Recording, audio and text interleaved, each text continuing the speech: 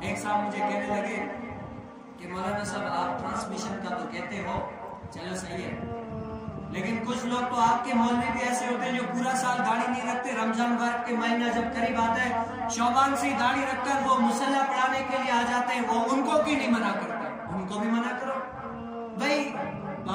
اور میں نے اس کو کہا، میں نے کہا بھائی دیکھو ہمارا مقصود جو ہے نا، اگر امام ہے، امام کا مقصد یہ نہیں ہے، آج ہر کسی کے اوپر کوئی نہ کوئی سیٹ ہوتا ہے، کوئی نہ کوئی سردار ہوتا ہے، کوئی نہ کوئی بڑا ہوتا ہے، کوئی نہ کوئی سرکار ہوتی ہے، کام کر رہے ہوتے ہیں اس کے تحت، لیکن مصلی رسول اور منبر رسول یہ کیا ہے؟ یہ کمانے کا ذریعہ نہیں ہے، یہ دین کا ذریعہ ہے، لوگوں کو کچھ سکھانے کا ذریعہ ہے۔ جو لوگ رمضان کے مہینے میں داڑھی رکھ کر تراویح پڑھاتے ہیں، اپنے پیسوں کے لیے کرتے، ان کا کام دین پھیلانا نہیں ہوتا، ان کا کام پیسہ ہوتا ہے۔ کیا ہوتا ہے؟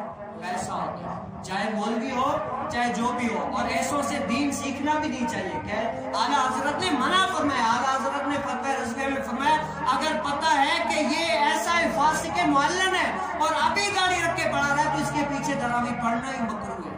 کیا ہے؟ پڑھنا ہی مکروہ ہے۔ میں نے کہا ایسے کا پیچھے بھی تم پڑھتے ہو، ہم نے تو تھوڑی بولا، چاہے مولوی ہو، مولوی کے گھر کی شریعت تھوڑی ہے کہ جو آیا کر لیا، نہیں بھائی، شریعت وہ ہے جو مصطفیٰ کریم علیہ السلام ہمیں بتا رہا ہے، چاہے مولوی ہو چاہے جو بھی ہو۔ ایسے مولویوں سے بھی اللہ تعالیٰ ہمیں پناہ دے کہ جو دین کو بھی اپنا دھندا بنا کر کام کرتے ہیں، دین کو بھی دھندا سمجھ لیا کہ یہ دین ایسے ایسے، بس جب پیسوں کی باری آ گئی تو مولوی بن کے کمانے لگ گئے، اور جب رمضان ختم ہوا پھر اپنے کام میں